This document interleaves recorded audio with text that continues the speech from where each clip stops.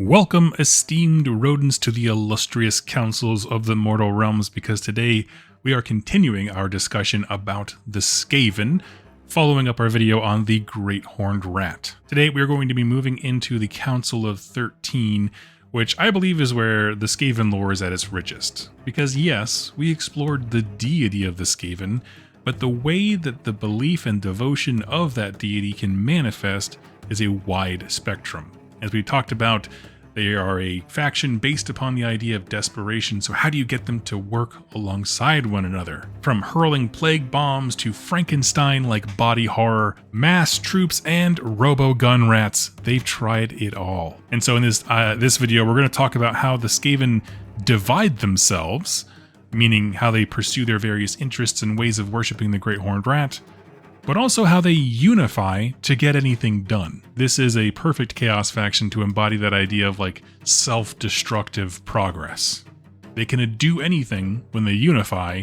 It's just so difficult to get them all on the same page that most of the time their plots fall apart before anything happens. So we're going to talk all about that today. One thing really quickly before we jump in, if you are interested in this faction or anything Age of Sigmar, please consider using any of the affiliate links in my link tree down below. Using those, you'll see exactly how much money you'll save, and every time you do, at no cost to you, it puts a tip in my tip jar that directly supports me, my wife, our cats, the whole channel, and I could not be more grateful for each of you. Special shout out to Games Workshop for starting up an affiliate program for their merch store. I absolutely adore my Gloomspite Gets journal, and I'm waiting on my Nurgling to come in the mail. So if you're interested in any fun stuff, posters, journals, any of that kind of thing for Christmas coming up, please consider using the affiliate link down below. Also, as 4th edition is upon us, if you are looking to learn more about Age of Sigmar, the game, or anything about their models, please consider checking out Goonhammer, just another network that I'm friends with here.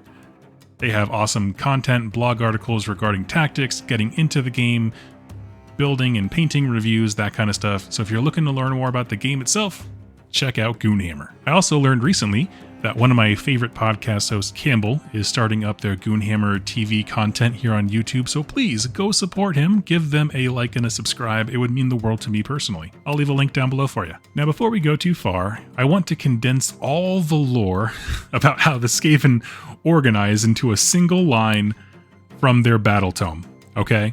This is incredible.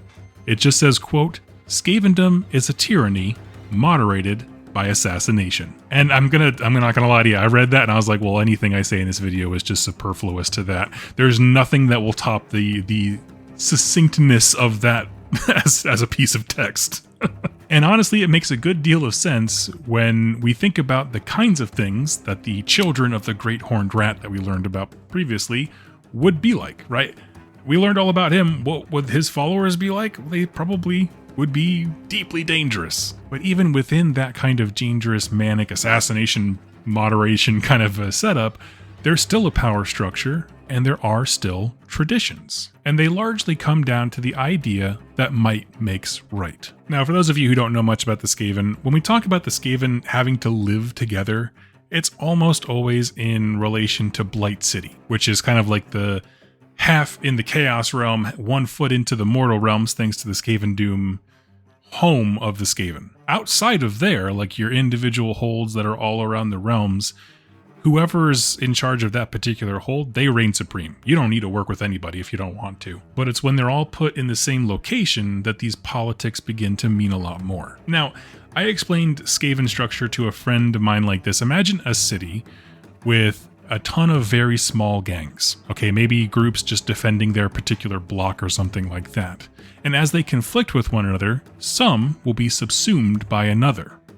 You'll see some groups rise, others will fall, and sometimes groups might temporarily work together and so on. It's a little ecosystem of informal groups of people. Now, instead of a location, like your block, defining who's in a gang, what if the gang was defined by their hobbies and interests, or how they worship a religious figure? And that's essentially what we talk about with the Skaven. Instead of gangs, they call them clans. And these clans are generally shaped by the interests and eccentricities of the warlord at the top. If what really makes the neurons fire for a Skaven is this thrum of machinery, they may end up leading a clan that uses warplock engineers and the doom wheel and the lightning cannons and stuff like that. Is that Skaven at the top, what lights their engine a religious fervor? Well, then it's going to take the form of a church, and that's how we get things like the clan's pestilence, which use natural, not natural, but biological warfare to do the will of the Great Horned Rat. Now, over time, certain Skaven clans have become synonymous with a particular interest of, or warfare of some kind. In the examples we just gave, right, Clan Scryer are basically rogue MIT dropouts making all kinds of incredibly dangerous and unstable technology, whereas Clan's Pestilence take up the mantle of religious prophets and zealots to carry the good word of the Great Horned Rat. But also understand that you'll get enough of these nut jobs together, with each Skaven warlord thinking that they're the hero of the story, and due to mutual interest, they have to start building these power blocks and interests around their particular worldviews. And so they have allies, they have conglomerates that. And the reason I point this out is because there's no way that you are limited to the existing clans. For example, we call it Clans Scryer because it's all of the clans that act in a way that Clan Scryer has become ubiquitous with. So you don't have to be Clan Scryer if you have all the tech stuff. You can call yourself whatever you want, and you can still be a member of the collective Clans Scryer. So let me give you an example. I'm just going to do this off the top of my head. Let's make a fictional clan. I'm going to call mine Clan Cricket. I'm not sure if that exists, but it sounds like a Skaven-y combo of syllables. Clan Cricket is led by warlock engineer Vermin Crick. He rose to power through making all kinds of cool tech, selling the blueprints to Clan Scryer in exchange for funding and workers. So he's an independent contractor, if you will. At one point, he wiped out a rival under the protection of a clan's molder. And so he gave their beastmasters a simple offer. You can work for me or you can die. Okay, so now we have my fictional Clan Cricket with a blue color scheme, its own unique army favoring Clan Scryer keyworded units with some molder splashed in, and this is loosely a small subset of Clan Scryer in my lore. That's the kind of freedom you have because of the way that they constantly dominate and subsume one another and employ their services to each other for money and profit. You have the power and the freedom to tell whatever kind of story, to build whatever clan you want. And I love that. It's such a trap to think that all of your army has to be locked into a single keyword. And it's that power structure that I think has always been interesting because that's what leads to the moderation by assassination, right? In that fictional story I just made up of Clan Cricket, if one of those beastmasters hires an assassin from Eshin to kill the warlock at the top, and then he takes power. Those are very Skaven-y stories. That's how this works, and I love it. Now, I'm going to do a dedicated video for each of the great clans, as they're called, that all have their own specific keywords. But for a brief introduction here, as we're talking about the whole organization of the city, the major clans that form the power blocks of Blight City are Clans Verminous, usually your rank and file warriors. The ethos here is quantity is a quality all its own. Clans Scryer, we talked about them, arcane engineers that use warpstone of all kinds and chaos technology. There's the Clans Molder, which is a different kind of mad scientist. They use biological creations as the weapons. So like the Hell Pit Abomination, the Brood Terror, all that. The Clans Pestilence are religious zealots that want to use disease to scour the realms of life. Sometimes they'll work alongside Nurgle armies, but they do have different end goals that we'll discuss in a dedicated video. There's the Clans Eshin, which is basically a series of master assassins that can sneak just about anywhere. And the last one is called the Master Clan. Now, this isn't organized in any way that the others are. This is just kind of a class of Skaven that is set apart as wizards. This is the Grayseers. Like an albino Skaven will be born sometimes with horns. They are considered to be touched by the Great Horned Rat, and typically those are your wizards, prophets, and so on. All of these power blocks are vying for seats on the Council of 13, which is the grand governing body of Blight City. The more seats you have, the more power and influence you have. You achieve seats by advancing Skavendom in just about any way. So if you have a particularly massive success, you can be like, I deserve another cheer. You have to make the case for it. You have to prove that you did the work and that you're a success within Skavendom, but you can get them. Now here's the catch. While there are 13 seats on the council, one is always left vacant. And in previous battle tomes, it was always like that's kind of an honorary 13th seat for the Great Horned Rat, and it still is. However, it's specifically in this book, they went out of their way to say it's made out of warpstone, and it's specifically there so that Screech Vermin King, the greatest exalted demon of the Great Horned Rat,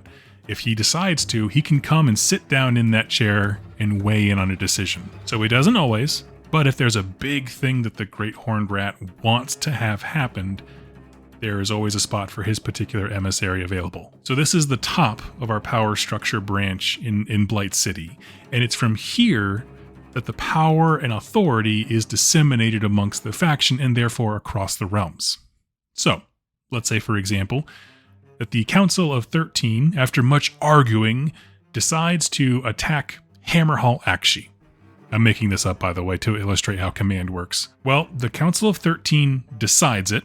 Hopefully, Screech Vermin King will pop down, give his thumbs up, something like that. The council leaders from each clan will then relay those orders down below. So the Scryer leaders will send out words to all Clan Scryer affiliates. We need war machines, we need ammunition, and so on. Start moving it all towards Hammerhall. Those clans can then relay that order to lesser clans below them, but also they can begin hiring one another to make this happen. If you get the order, hey, Clan Scryer, we're going to attack, this specific side of the city, and you're looking at it and you're like, man, I could really use with a lot more bodies to take that particular place. Well, that Clan Scryer person, this is a great time to go to the Clan's Verminous and get a bunch of clan rats. And then you start taking all of that, again, towards Hammerhall. If Scryer wants guns, well, they need rat ogres to bolt the guns to make storm fiends. Let's get to bartering. You guys got Hell Pit Abominations? Awesome. Can we use them to pull the Warp Lightning Cannons or whatever? But remember, the further down the chain you go, each of those warlords, and all of their subsidiary warlords, all think that they are the main character of their story. And all of them are trying to hire Ashen assassins to kill the person above them and usurp the power. But clearing away a rival above you doesn't mean anything if you can't get the job done. And so with this power structure, everyone is deeply incentivized to make their plans happen as successfully as possible, just get the job done by any means necessary, but also to kill the person above them to prove that, hey, listen, this guy who was above me, I don't know how he got a knife in his back, but I got the job done, so clearly I'm the next person in line for the job. That's basically it. You proving constantly that you are the best thing for Skavendom as a whole, while Skavendom as a whole is trying to kill you for the position that you're in. And it's in this way that the whole army, collectively, moves in a direction. But they do so with backstabbing and manipulation and conquest in their minds. And I wanted to end this section of the video with just a wonderful tagline. If you've ever seen a Games Workshop battle tome, sometimes like the chapters will have headings and then there's like a little maybe one or two sentences in bold text below that, and then it goes into the rest of the article. There's some bold text here that I wanted to read, and it just says, "The perfidious rat men. To witness the Skaven at war is to glimpse the apocalypse. Twisted fusions of man and rat, they epitomize the most despicable traits of mortal kind. Callous, cunning, and foul beyond imagining, they strive to reduce the realms to ruin, overthrowing the natural order with wicked glee." That's the direction that all of these little maniacs who think that they're the main hero of every story are moving towards. And it's like, awesome. It's just the scale is unimaginable and it makes them so interesting. And I want to end this video like I end all of them by talking about, why is this cool? Why are the Skaven so cool as a society? Even, one step removed from their deity, the Great Horned Rat. I love this because the storytelling opportunities are endless. The mix of keywords, but an emphasis in how they work together, and comparing that they're all just different reflections of the Great Horned Rat is just so fun. Now, I haven't really looked at them too much in the new edition, but I compare this faction to, say, like the Gloomspite kits, where you have the different sub-faction keywords kind of locked in there, but how they interplay with one another and how you build armies and stuff like that is just, it feels much more natural and fluid here, whereas it used to feel like the Gloomspite Gits book was Gits, and then also we had nowhere else to put Drog, so we put them in this book sometimes. All of these things feel like they're in their own natural environment, and the way that they usurp one another and build power blocks and support one another, it works really well. The idea of all these little weirdos all stuck in the mindset of pure selfish desperation, all trying to scratch whatever makes their brain itch, is just, it makes for great reading. They are both a truly terrifying enemy to think about, but I mean, honestly, what's fun about the Skaven is they do make for some extremely fun comic relief, because half the fun is just Skaven tripping over themselves, right? It's the guy with the warp lock cannon going, double the power, and then he just blows himself up into oblivion, and the guy next to him is like, haha, my rival just took himself out. Now I can shine, double the power, and I'll kill the bad guys, and he blows himself up. It's just hilarity like that. Darkly comedic and a lot of fun. Right, in the example we made up before about everyone attacking Hammerhall, maybe half the leaders in that example end up being dead by assassination, so the power base is always in flux and undermining itself. So yeah, even if they strike out with a big punch and do attack Hammerhall, they can't capitalize on it because they're fundamentally weak at the core. The leadership that just achieved the thing, a lot of them are dead because of assassins. And the guy taking their job doesn't know all the details yet, and so it falls apart. And that's how you get these big swings. And then the army just kind of crumples afterwards. It makes them fun, interesting, and truly it does make their threat seem apocalyptic in the moment. And then if you can just endure that initial punch, it typically does fall apart. Anyway, friends, I would love to hear your thoughts about the Skaven structure, their power blocks, the various clans. Do you have a custom clan? I think mine was Ricket that I said earlier, to illustrate how different groups can work together. If you have a custom one, I would love to know about it in the comments down below. Thank you so much for watching, listening, and again, if you're thinking at all about getting anything for Games Workshop stuff, please consider using one of the links in my link tree down below. And until next time, happy wargaming, friends.